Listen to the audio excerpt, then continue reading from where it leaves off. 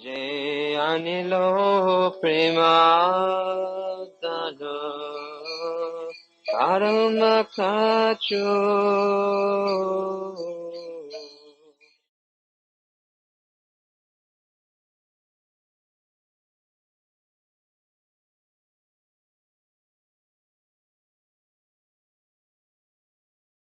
But we are so absorbed in serving Srila Prabhupada, there was no time to, what to speak of, giving Bhagavatam classes. I didn't even have the time to attend the Bhagavatam classes even. And I was a very new devotee, just a few months in the movement actually. And one morning, one day Tamal Krishna Maharaj told me that now you are a sannyasi, you should give Bhagavatam classes. So I said, well, I don't really have the time. He said, no, tomorrow morning you give the class. And he arranged it with Akshananda Maharaja, who was the temple president in Vrindavan. The next morning, I would give the Bhagavatam class. And so he forced me into it. And then he couldn't go because since I was giving the class, Tamal Krishna Maharaj had to stay with Srila Prabhupada. So after the class, Tamal Krishna Maharaj asked me, so how was the class? I said, I don't know. He said, no, what was the reaction? I said, I don't know. He said, what do you mean by you don't know? I said, because throughout the class, I didn't look up all the time.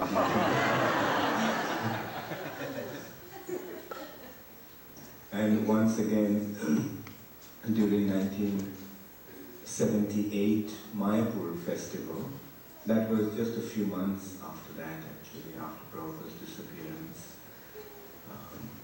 Tamal Krishna Maharaj was, we were staying together. I had a room in Mayapur, so Tamal Krishna Maharaj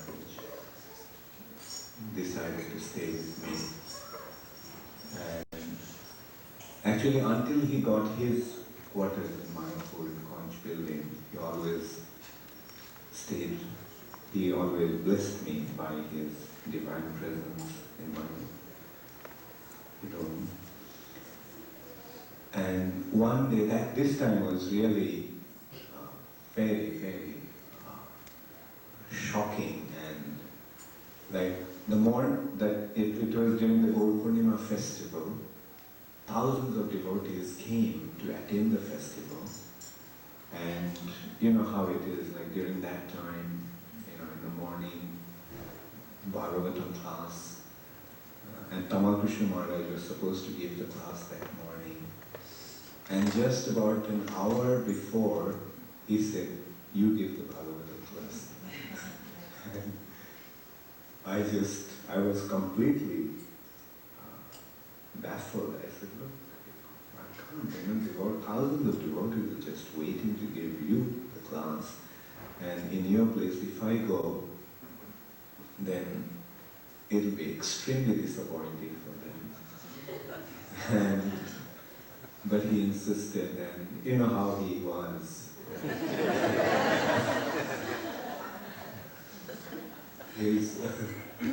His resolutions was like a Himalayan mountain. Nothing could change his mind. And he forced me, and it was really, painfully embarrassing for me to just see the faces of the devotees. This time I did see the faces of the devotees. And I could see such a clear sign of disappointment, right?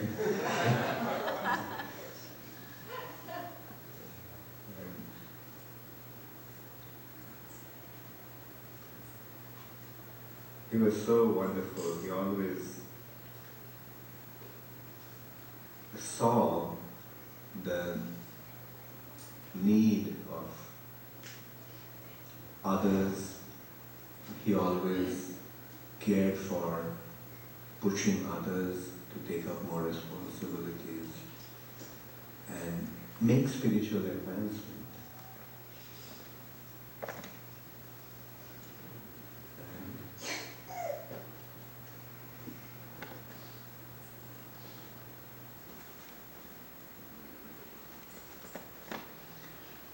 Jaya Radha Madhava Kunja Vihari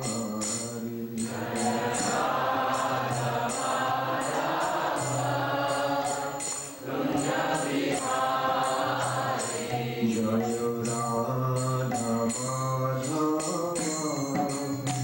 Kunja Vihari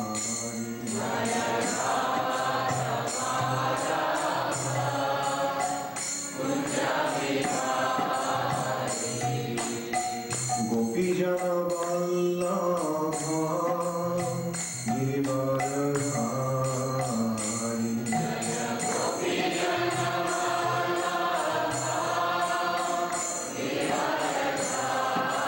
Jaya Gopi Jana Vallabha Girivaradhari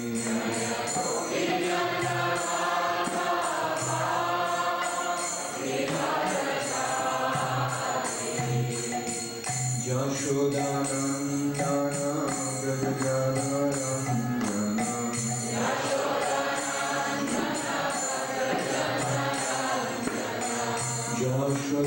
Yashodanandana Vrajajanarandana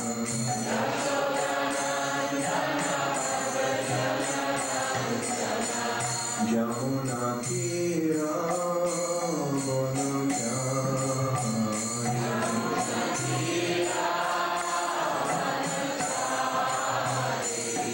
Jamunatira Vanachari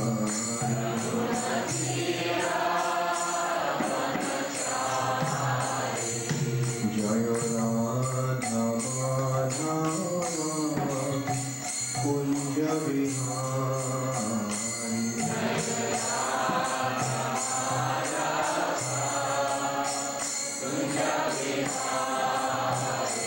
Jaya Radha Madhava Kunja Vihari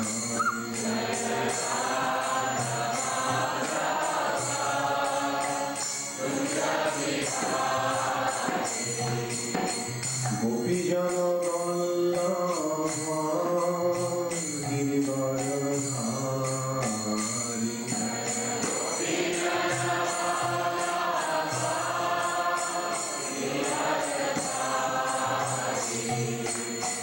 Gopi Jana Vallabha Girivaradhari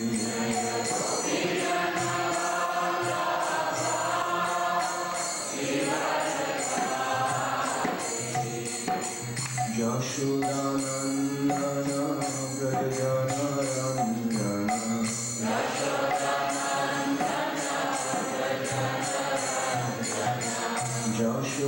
Yashodanandana Vrajajanarandana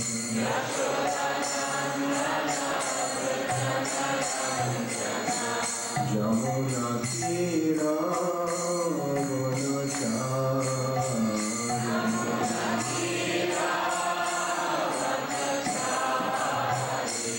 Jamunatira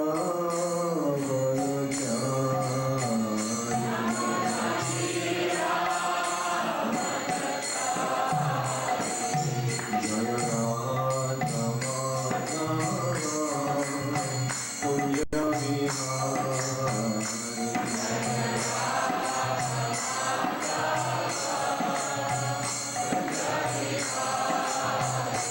Jaya Radha Madhava Kunja Vihari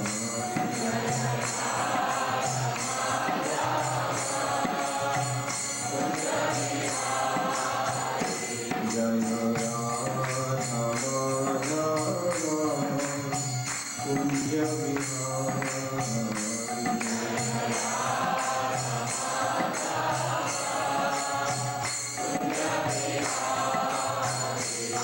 Hare Krishna Krishna Krishna Hare Hare Hare Ram Ram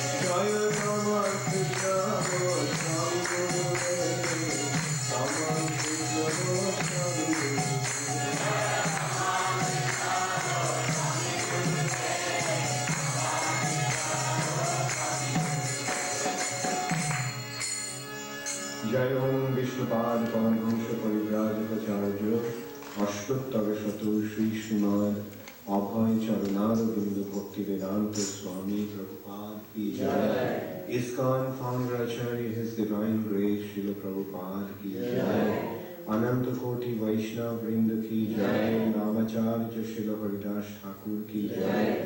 Prem se kaho Shri Krishna Chaitanya Prabhu Nityananda Shri Advaita Gadadhar Shivashadi Gaur Bhakta Vrinda Ki Jai. Shri Shri Radha Krishna Gopinath Shyam Kunda Radha Kunda Giri Govardhan Ki Jai. Shri Vrindavan Dham Ki Jai. Shri Mathura Dham Ki Jai. Shri Jagannath Puri Dham Ki Jai. Shri Mayapur Navadvip Dham Ki Jai. Ganga Mai Ki Jai. Jamuna Mai Ki Jai. Bhakti Devi Ki Jai. तुलसी महारानी की जय, हरिनाम संकीर्तन की जय, ग्रंथराज श्रीमद् भागवतम की जय, His Divine Grace Srila Tamal Krishna Goswami Maharaj ki jai, Shamaveto Bhaktivedanta ki jai, Gaur Premanande, all glories to the assembled devotees, all glories to the assembled devotees, all glories to the assembled devotees, all glories to Shri Guru and Shri Gauranga, all glories to Shri Prabhupada. Namo Om Vishnu Padaya Krishna Krishnaya Bhutale Srimate Bhaktivedanta Swami Namine Namaste Saraswati Deve Gauravani Pracharine Nirvishesha Shunyavadi Paschatyanti.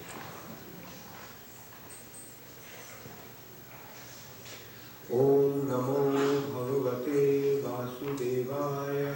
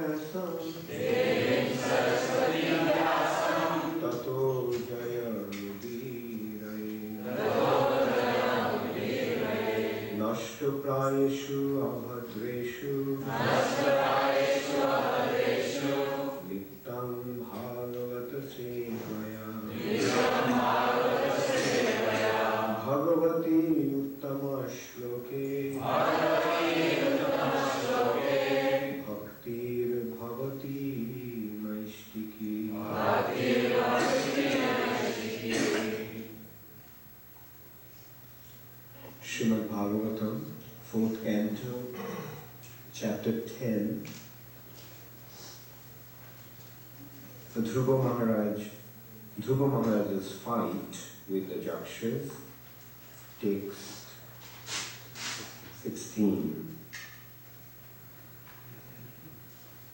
Dhanu Vishpurjayan Divyam Dishatam Hedam Udvahan Astraugham Vyadhamay Vanay Ghananikam Ivanila Dhanur Vishpurjayan Divyam Dishatam Khedam Udvahan Astrogham Vyadhamadvanai Ghananikam Ivanilaha Dhanur Vishpurjayan Divyam Vishatam Khedam Udvahan Astrogham Vyadhamadvanai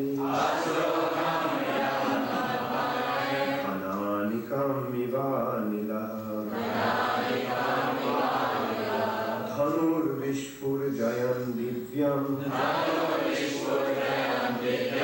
Vishatam Khedam Udvahan Astrogham Vyadhamadvanai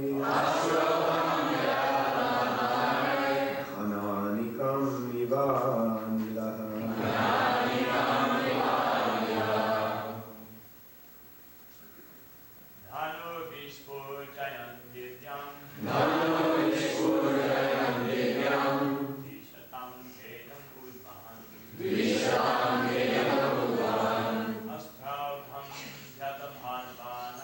Astrogham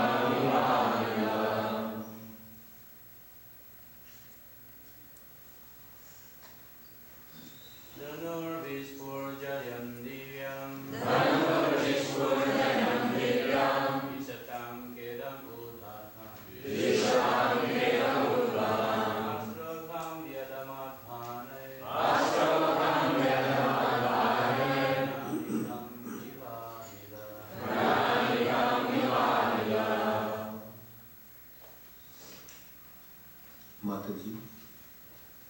Dhanur Vishpurjayan Divyam Dhanur Vishpurjayan Divyam Vishatang Khedamudvahan Vishatang Khedamudvahan Astrokham Vyadhamadbhanai Astrokham Vyadhamadbhanai Jananikam Ivanila Jananikam Ivanila Dhanur Vishpurjayan Divyam Dhanur Vishpurjayan Divyam Vishatang Khedamudvahan Vishatang Khedamudvahan Astrokham Vyadhamadbhanai Astrokham Vyadhamadbhanai Jananikam Ivanila Jananikam Ivanila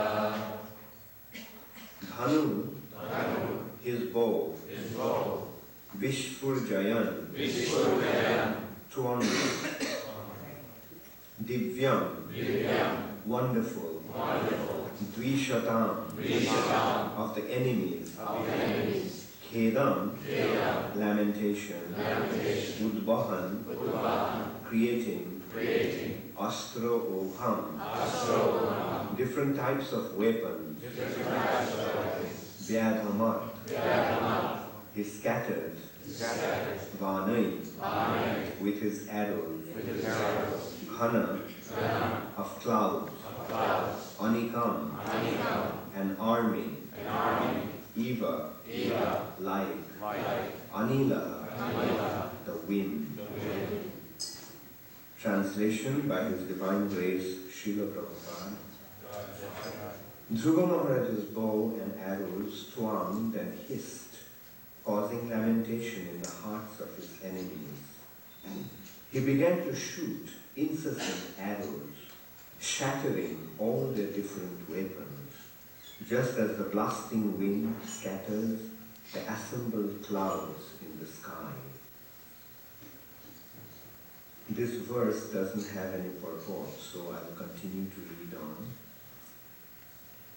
Tasya te chapuni mutta bhitta varmani rakshasham kayana vibhishu stigma giri nasha nayojatha. The sharp arrows released from the bow of Dhruva Maharaj pierced the shields and bodies of the enemy, like the thunderbolts released by the King of Heaven, which dismantle the bodies of the mountains. Bhallai sanchidyamananam shirohis charu kundalai urubhir hema talo bhair dorhir balaya balgubhir haro keura mukutoir ushnishaischa mahadhanai Astritasta Ramo Bhuvo Rejur Biro Manohara. The great sage Maitreya continues, my dear Vidura, the heads of those who were cut to pieces by the arrows of Dhruva Maharaj were decorated with very beautifully with earrings and turbans. The legs of their bodies were as beautiful as golden palm trees. Their arms were decorated with golden bracelets and armlets, and on their heads there were very valuable helmets bedecked with gold. All these ornaments lying on the battlefield were very attractive and could bewilder the mind of a hero. Purport by Srila Prabhupada. It appears that in those days, soldiers used to go to the battlefield highly decorated with golden ornaments and with helmets and turbans. And when they were dead, the booty was taken by the enemy party. Their falling dead in the battle, with their many golden ornaments, many golden ornamental dresses, was certainly a lucrative opportunity for the heroes on the battlefield.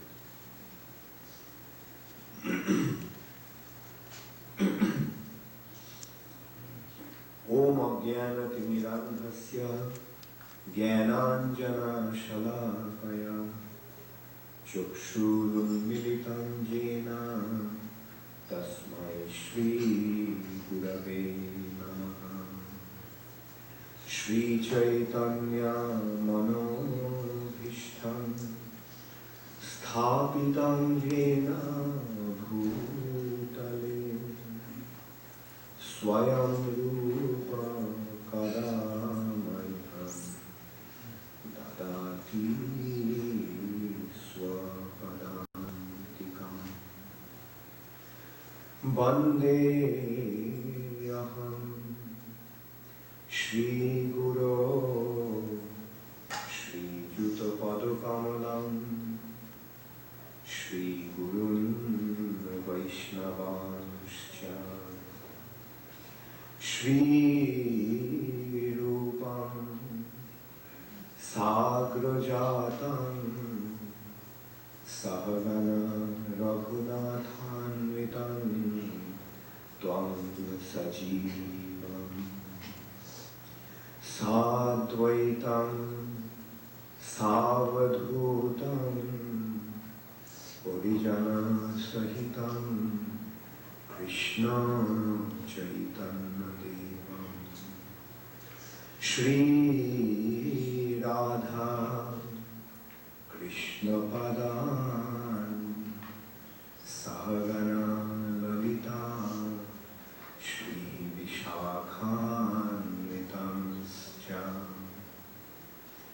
He Krishna Karuna Sindhu Dinabandho Jagatpate Gopesha Gopika Kanta Radha Kanta Namastute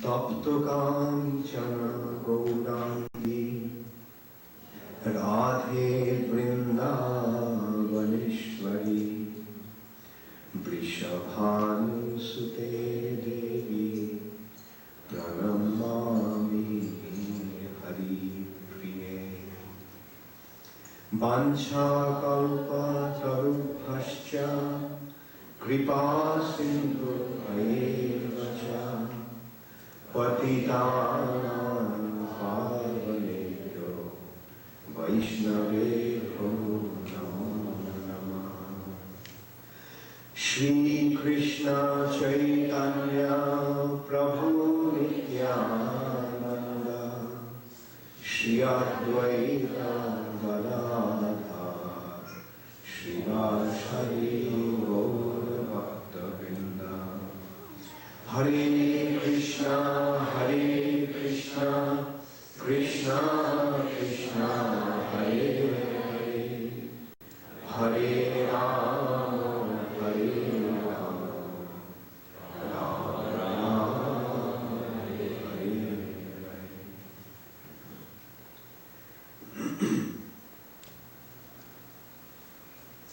Dhruva Maharaj is fighting alone against an army of Jakshas. Not only it was an army of Jakshas, but the Jakshas are actually very, very powerful people, powerful individuals. They are endowed with great mystic power. They can create all kinds of illusion, and which will be described in the later part of this chapter. And Dhruva Maharaj is fighting alone. Riding on a chariot, all he has is a chariot here, he's fighting alone. So this is the power of a devotee. The devotee is endowed with an inconceivable power because the devotee becomes empowered by the Supreme Personality. And a devotee becomes empowered by the Supreme Personality of Godhead because a devotee simply acts on behalf of the Supreme Personality of Godhead. That's why we find devotees are performing all kinds of wonderful which is inconceivable, which is impossible.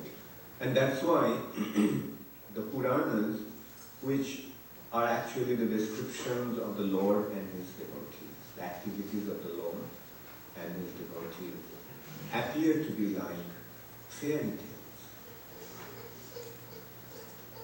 Now, how can one do things like that? How can one fight against an army of not powerful human soldiers, but Jaksha soldiers? Jakshas are like actually demigods, almost like demigods, so powerful. And Dhruva Maharaj is fighting alone.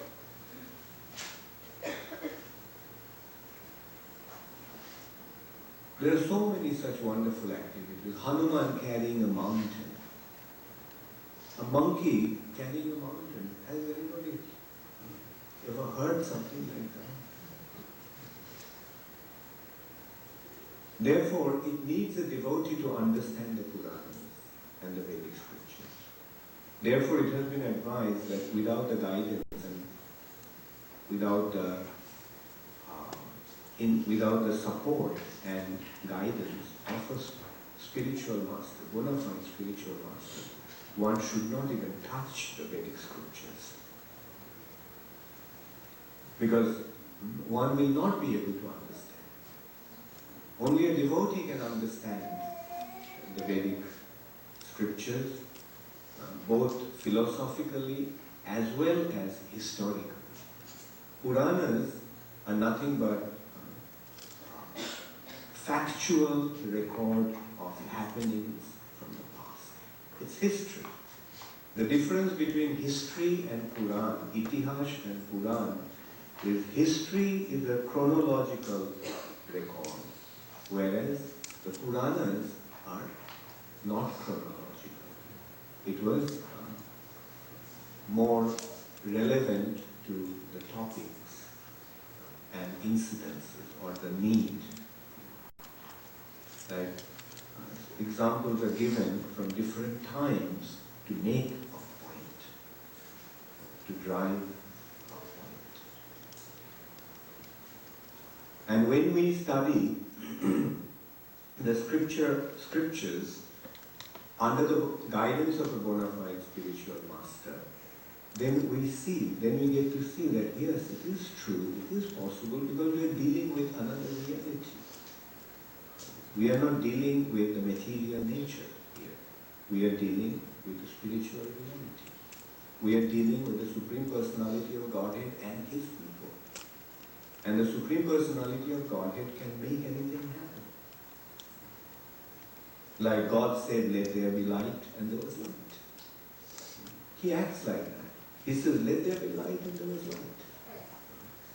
Let there be creation, and the creation just glances and the creation takes place. And that is His potency. That is how powerful He is. And those who serve Him naturally become empowered by Him. A devotee simply desires to serve the Lord for the pleasure of the Lord, or to act on behalf of the Lord, and the Lord empowers him. Like, yes, it is unheard of, a monkey carrying a mountain. But Hanuman is not just a monkey. Hanuman is a pure devotee of the Lord. That's Hanuman's real identity. In what form he came, that is irrelevant. But in heart, as a spiritual personality, he is a soul completely dedicated to the Supreme Personality of Godhead and His mission. And he acts to enhance the Lord's pastimes. That is the activity of the devotee. Lord Ramchandra is performing his pastimes. Ravan is the villain in this drama, and Lord Ramchandra is the hero. The Lord is the supreme hero, always. Now, in a drama, you have to create conflict. You have to create conflict. If there is no conflict, then there cannot be any drama. So, in order to create the conflict, there has to be the antagonist, the protagonist and the antagonist. The protagonist is Lord Ramchandra and the antagonist is Ravana. But in reality, who is Ravana? Ravana is an associate of Lord Ramchandra. Jai, his gatekeeper. Just like on a play, on a stage, a play is enacted, and the king is playing the play, king is playing arranging a drama. And who all will play in the drama? Along with the king and his intimate associates. So in this drama, Ravan is the antagonist and like he is causing all kinds of impediments in the drama for the Lord to reach the goal, to establish the point. And in this drama, Lakshman is there in the battle. Indrajit hit Lakshman with Shakti Shield and a very, very powerful weapon. And Lakshman is dead. And then the Ayurvedic doctor was brought in and he said, yes, the only way we can revive him is by getting Vishalvakarani, a herb called Vishalvakarani. Where can you find it?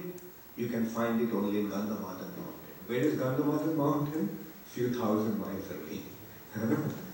And if you can't bring it by sunrise, then there's nothing, no one can revive Lakshman. So Hanuman, the devotee of the Lord, says, I will do it. So Hanuman just leaps across the ocean and lands in the middle of Indian subcontinent. On the way he met many other impediments, some agents of Ravana tried to kill Hanuman, and in course of that treacherous act or treacherous encounter, he delivers one Apsara who was cursed to become a crocodile. And then finally Hanuman comes to Gandhamadhan mountain. But then he realized that he can't figure out which one is Vishalvakarani, because obviously he did not study Ayurveda. So he doesn't know where to find which one is that herb. And there was no time. Time is running out. He'll have to take Vishalvakarani by sunrise. So Hanuman said, the only thing I can do is just pick up the whole mountain and take it. And Hanuman did that. He lifted the mountain, carried the mountain across the half of Indian subcontinent, across the ocean, and landed in Sri Lanka. And there, the Ayurvedic doctor, he figured out the Vishalvakarani and took that herb and placed it in front of Lakshman's nose, and Lakshman smelled the herb and came back to life. What a wonderful drama. And in the drama, Hanuman is simply playing the role of the Lord's devotee. I mean, he's playing the role of the agent of the Supreme Personality of Godhead, because he's a devotee. The purpose of the Vedic scriptures is actually to make one understand that how everything is happening according to the arrangement of the Supreme Personality of Godhead. And that is the understanding of the pastimes of the Lord, Leela. Material nature, in the material nature, things happen according to the arrangements of Guna and Caru. It's like an autopilot has been set in the material nature. There is a gunas and living entities are acting according to the karmic principles. as they act accordingly, they are getting the reactions. And they become subjected to the reactions. Everything is happening according to Prakriti Kriyamanani Gunai Karmani Sarvasa. Everything is happening according to Guna and Karma, but Ahankara Vimuratma Karta Hamiti Mandati. Being bewildered by his false ego, individuals, the conditioned souls think that they are the doers. Whereas on the spiritual platform, there is no such karmic reaction. Because everyone there is tuned up to the Supreme Personality of Godhead, and everything is happening by the divine arrangement of the Supreme Personality of Godhead.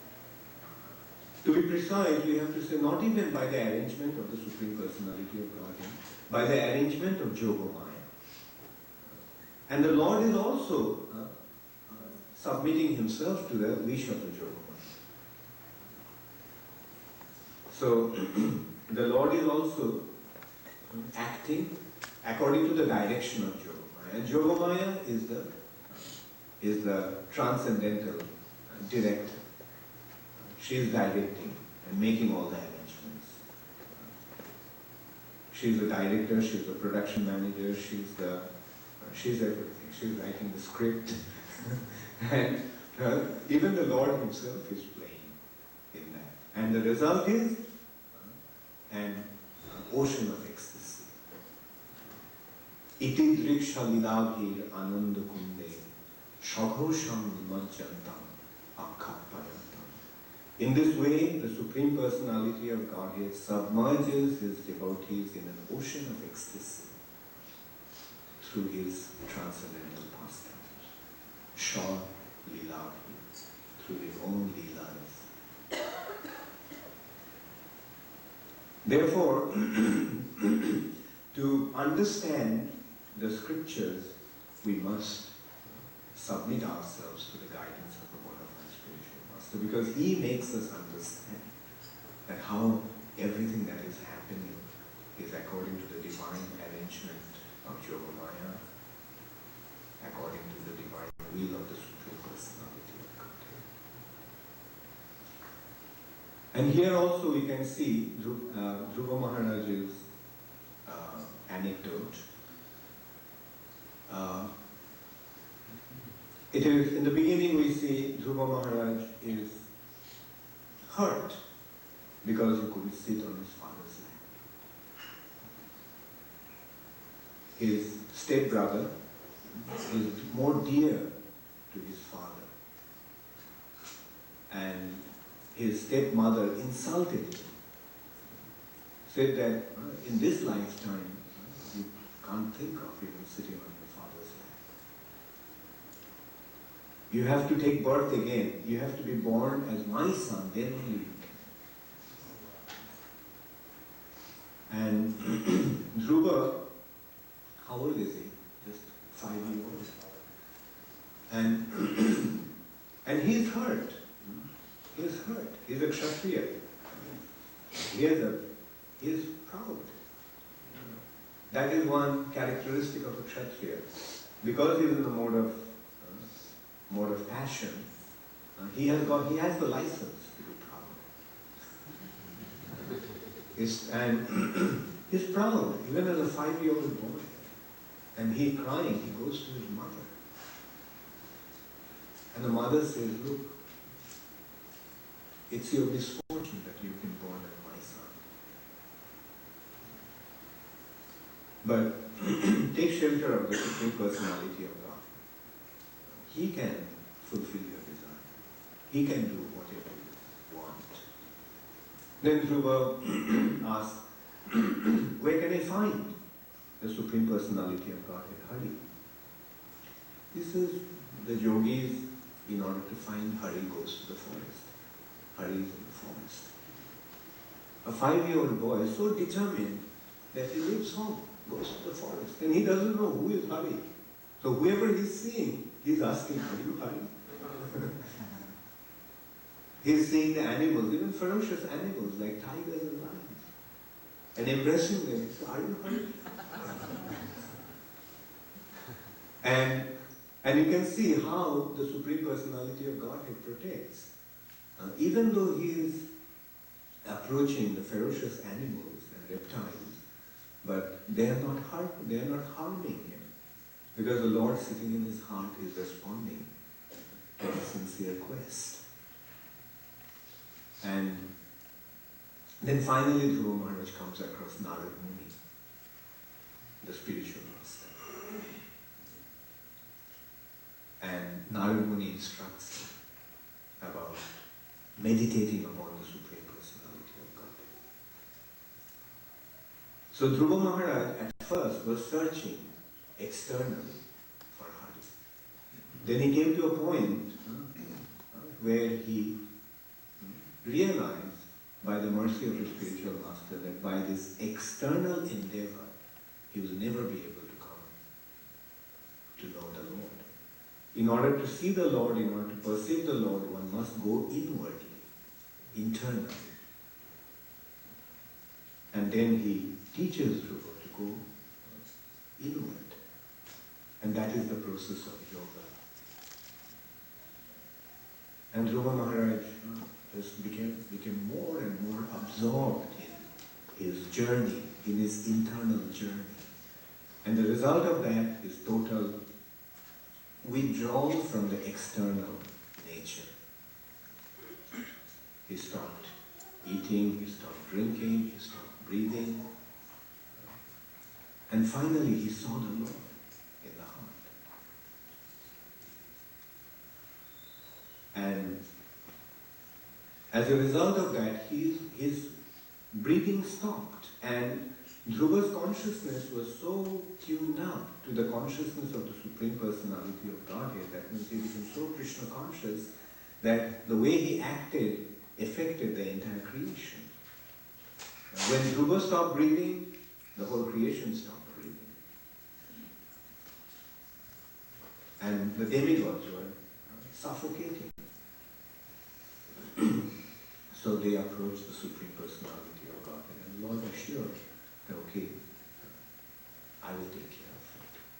And Lord immediately appeared to Dhruva Maharaj, who was seeing the Lord internally in his heart.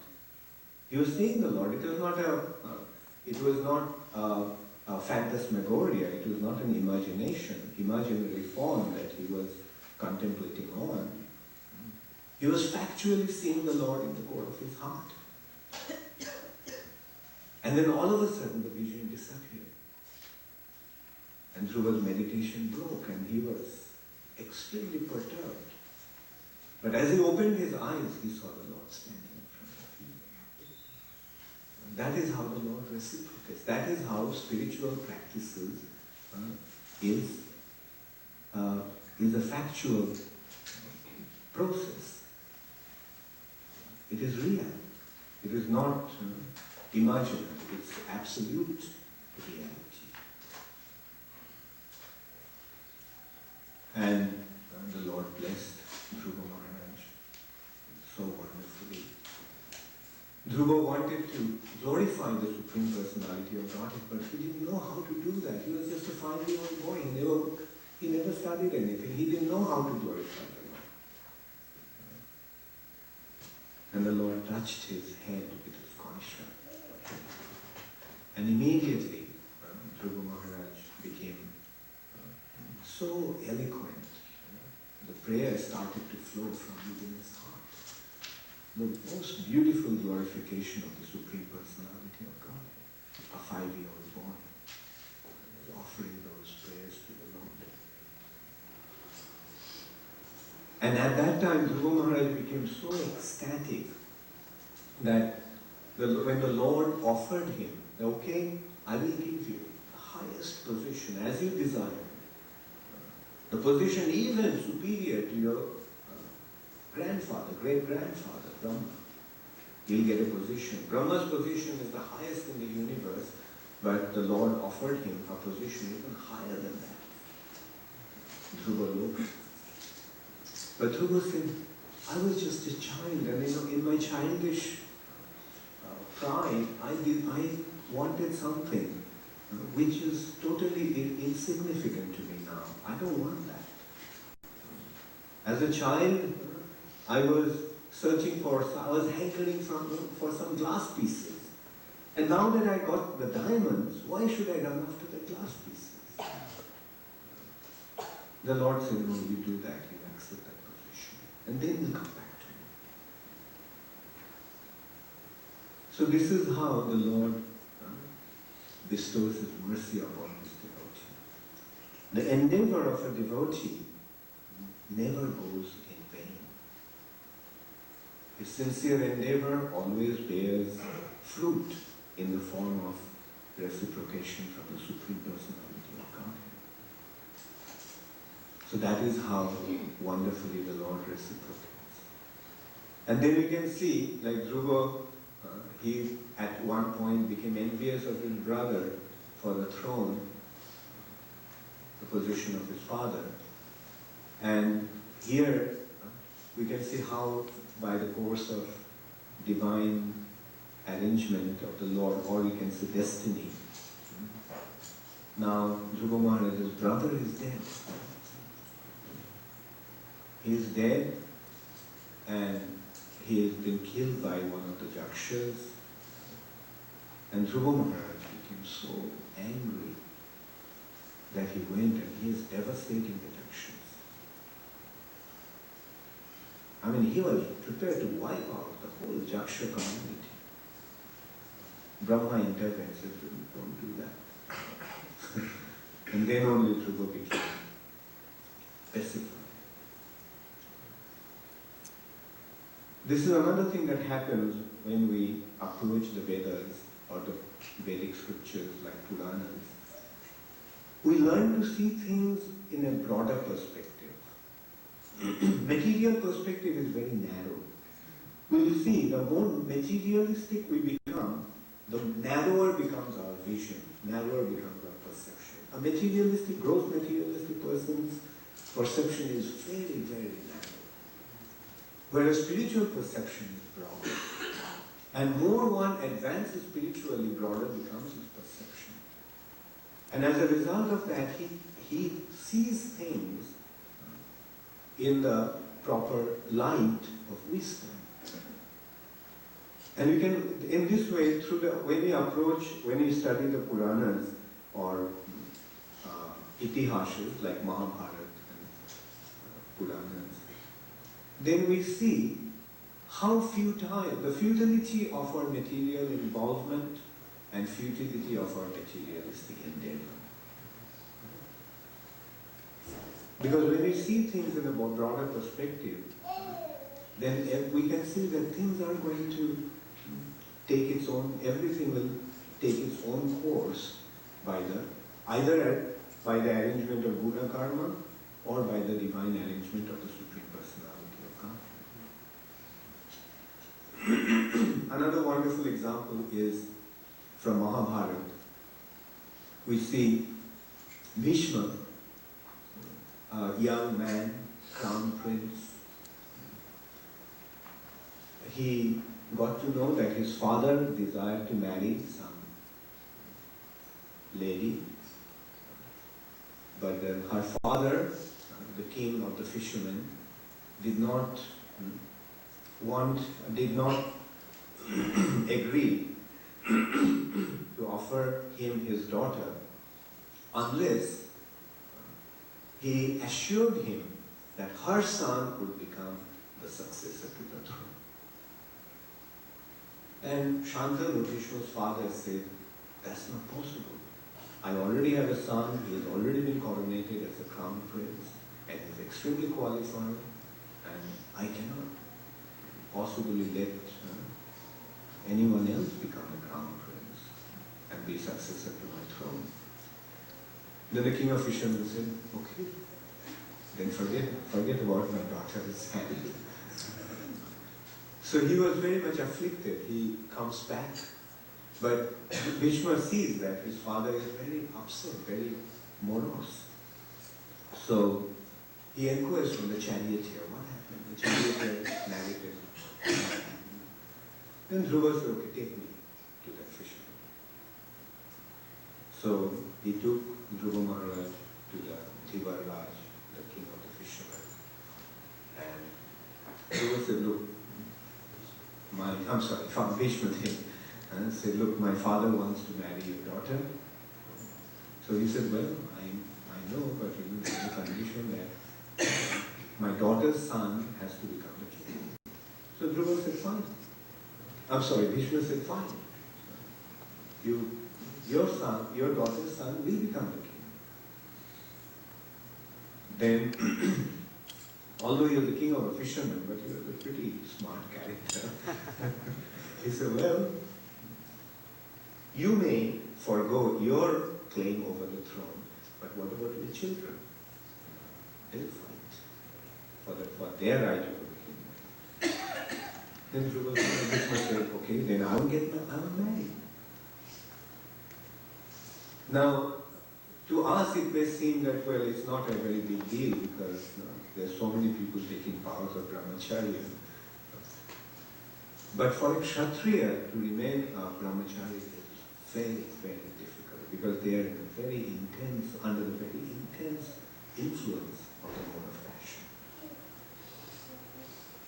And anyway, so for a kshatriya to take a vow that he would not get married, and that he would not get married would actually mean that he would not have anything to do with any woman. It is not that not get married but have affairs with other women. Bhishma's promise was not of that nature. When he said that he won't get married, he meant that he is going to remain a lifelong brahmachari. And that's why he got the name Bhishma. His original name was Devabrata. Bhishma, one who took such a terrible vow. Demigods started saying from the heavenly planets, Bhishma, Bhishma, what an impossible vow. And they started to shower flowers from heaven. Then Bhishma Dev comes back to his father with Saptavati, the lady that he wanted to marry.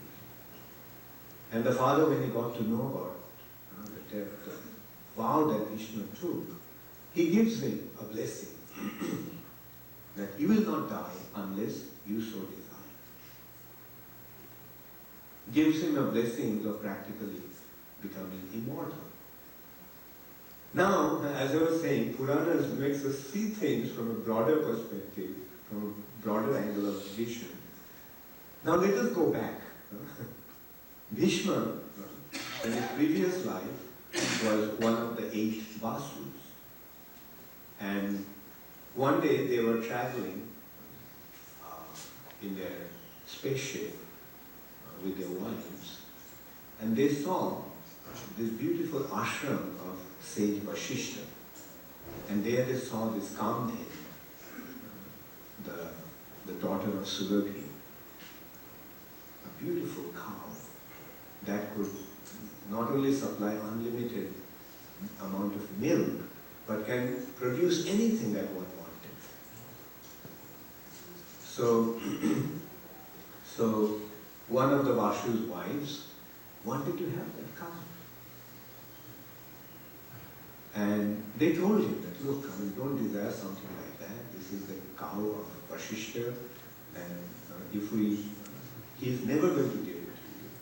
And if we take it by force or if we steal, then we'll be in great trouble. But this lady kept on coaxing and nagging. And the poor husband had to succumb to her pressure, and they decided to steal the cow. So they stole the cow, and Vasishta, who was absent from his ashram, he comes back, and he sees that Nandini is missing. The cow is missing. And so Vasishta then sat down in meditation, and in his meditation he could see what happened. And he cursed that you people are not fit to remain in heaven. And you fall down to the earth because you acted like human beings. For a human being to do some things like that is tolerable. But as a demigod, it's not tolerable. So you take birth as human So these Ashtavashus, the 8 Vashus, got to know about this curse, and they immediately came to Vasishtha, begged forgiveness.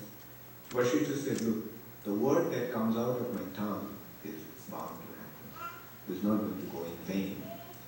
But you can, if Ganga agrees to be your mother, then you'll be released right after your birth.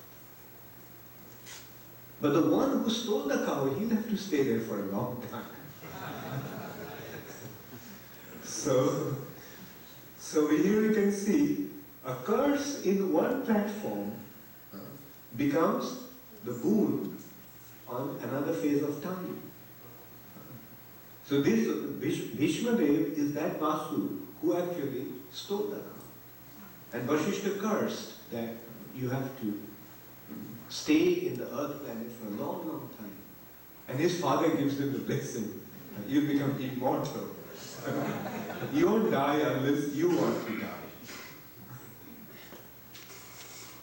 And then also, let's go further and we will see another a very wonderful lesson unfolding. Dhivaraj, Satyavati's father, Bhishma's stepmother's father, made him to take made a condition that his grandson would become the king. And Bhishma agreed, took a vow that he would never get married. And then 2 sons were born, Vichitravirja and Chitrangada. And unfortunately, both the sons died untimely. The king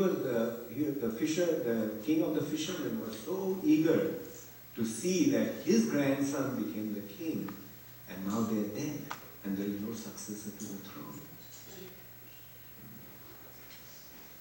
Chitrangada died. Vichitravirja died out of tuberculosis, and Chitrangada died in a fight with the Jakshas.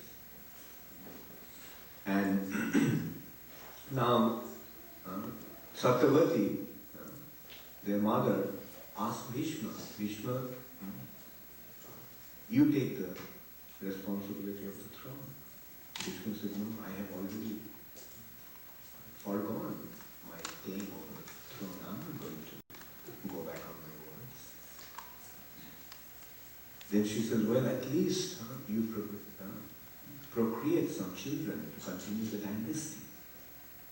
The Bhishma said, look, I took a vow of celibacy. Now in the Vedic time, it is permissible in other ages, not in the age of Kali, but in other ages it was permissible that the brother could the brother of the departed person could impregnate the womb of the widowed sister-in-law. So, but in Kali Yuga it has been forbidden. Devarena Sutapati. 4 things are forbidden in the age of Kali. One is Ashwamedh Yajna, Gavalabdham Gomedh Yajna, Sannyas, Ashwamedh and Gomedh Yajna, Sannyas and Palapotrikam, offering meat in Shraddha ceremony, and Devarena Sutapati, producing children through the brother-in-law. First 2 are Asamed Yoga, sacrifice, horse sacrifice and cow sacrifice. So,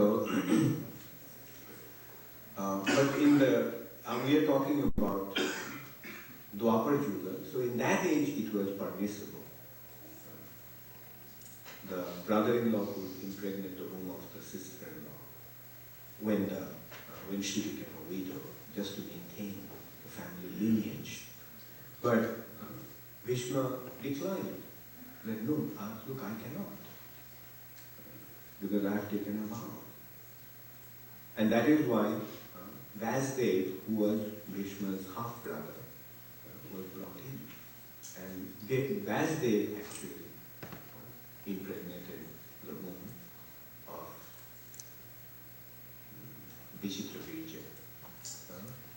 And that, anyway, so we can see, when we see in a broader, from a broader point of view, then you can see the futility of material things.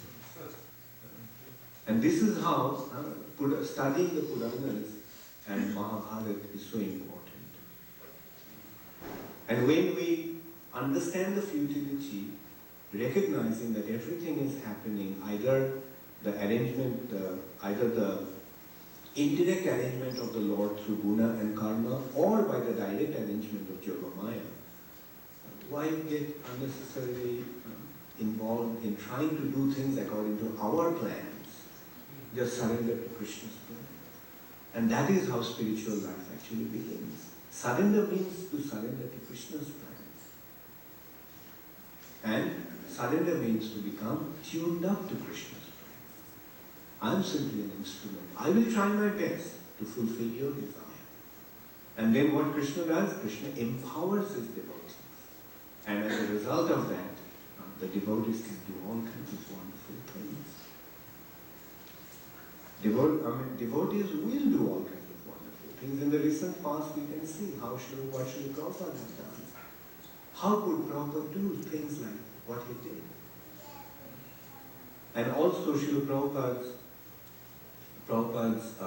intimate followers, those who came to assist him in the early days of the propagation of the movement in the West, like Tamal Krishna Maharaj, did so many wonderful things. How could they do that?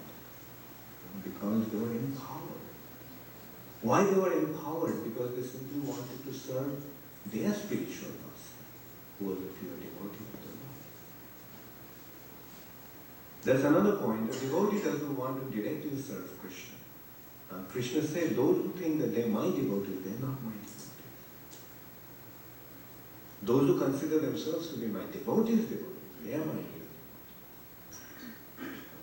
That means the service that we want to render to Krishna, the service that we want to do to please Krishna, must be executed through the devotee of them.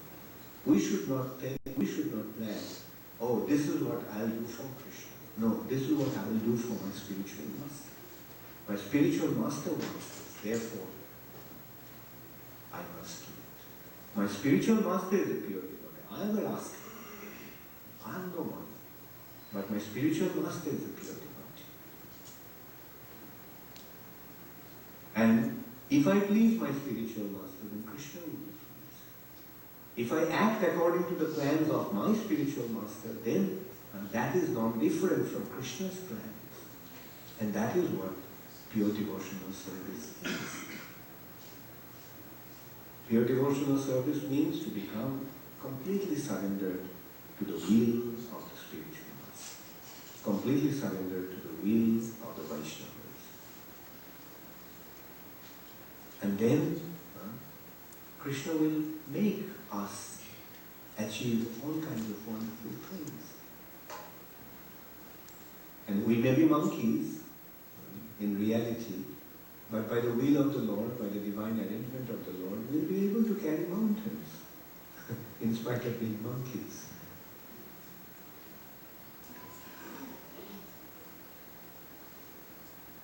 Srila Prabhupada ki, Srila Tamal Krishna Goswami Maharaja ki, Gaur Premanand. Does anybody have any comment or question? So Maharajas, any comment?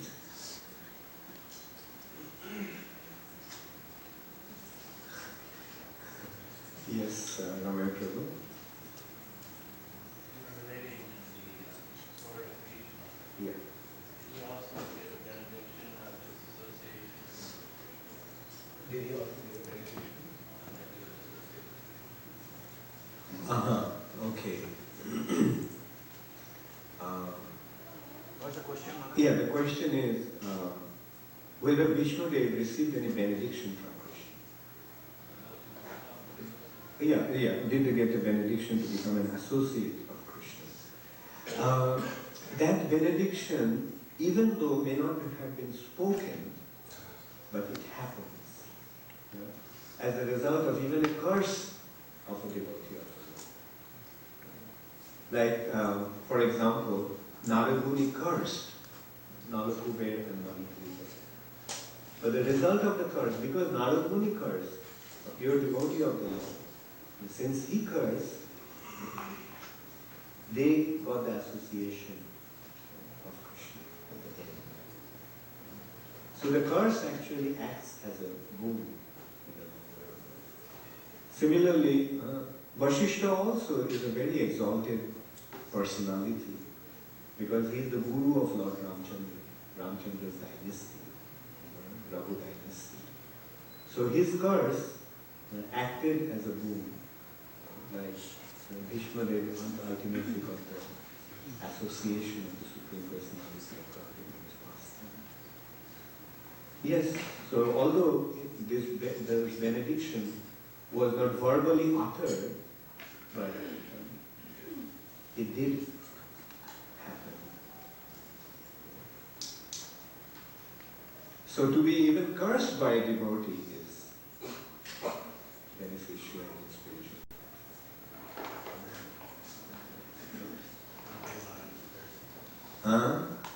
Well, when you become a devotee, then I'll curse you.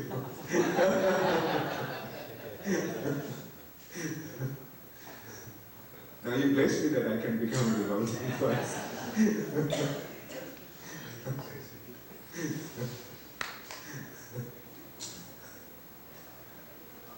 Yes. You said that in the drama of Ramchandra, monkey was Ravana. How would it play out, or how it happened in In Ajodhya planet? You see, the question is that in Lord Ramchandra's pastimes, Ravana is an associate, although and Hanuman is a monkey. So how will they be in the spiritual life, from where they are in the spiritual Ajodhya? You see, in the spiritual sky, the demons are not there. But the devotees, of course, are there. So Hanuman is eternally present with Lord Ramchandra in Ayodhya as a monkey. Yeah. But also, Hanuman feels the separation from Lord Ramchandra. Like in Brihad Bhagavatamrita, it has been described, maybe Keshav Bharati Prabhu, who edited Bhagavatamrita, and confirmed that. Hanuman, when Narad Muni went to Hanuman and started to glorify him, he was crowning. He said, why are you making fun of me? You are saying that I am the greatest devotee of the Lord.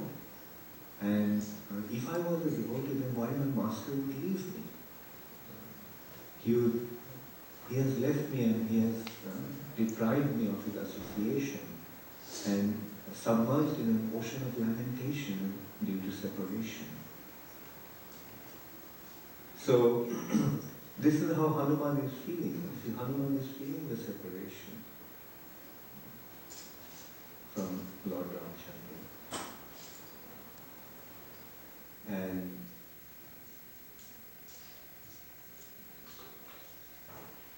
well, I mean, that will be, and Ravana is not there. But the impression of Ravana is there, that when Lord Ramchandra was fighting in the battle, when he was in exile, this Ravana created so much trouble for him and so on and so forth. Jai in Ajodhya? I don't know. I don't know. Jai is present as Ravan, but his impression is there. He is not physically present there in Ajodhya. Yeah.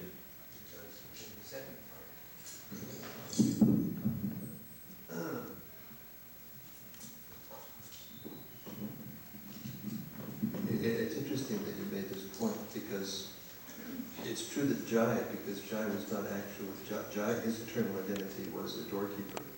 So therefore he just kind of temporarily assumed the form of a demon. He wasn't really a demon. So the opposite is true.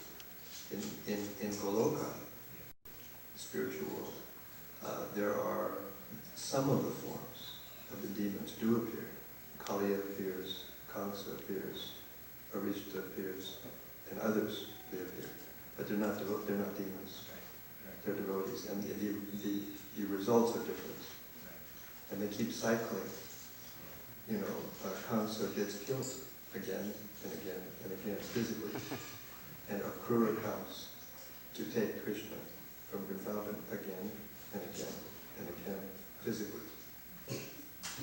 But the devotees, because there's no time and there's no space, the devotees, every time Akrura comes, it's like the first time he came. And every time Krishna leaves, it's like he's never going to come back. And in this way, their emotions are increased unlimitedly, and it just keeps happening over and over and over again by their will.